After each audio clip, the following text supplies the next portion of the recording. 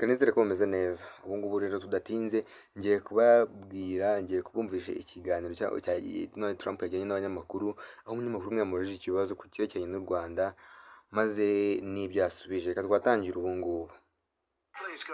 Ati ngira ikibazo cyawe. Turakoze Mr President.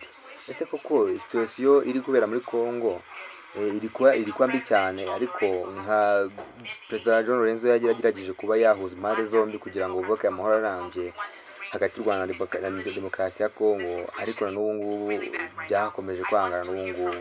Ntushaka kumva niba mufite imipangu y'ahazaza y'ibyo mwakora kiriya kibazo. Aravuga ati ikibazo mu Rwanda kizi kandi ndacyumva, ariko none aha ngaha sinakivugaho, nubwo ari ikibazo gikomeye cyane, ariko ntabwo nakivugaho none aha ngaha.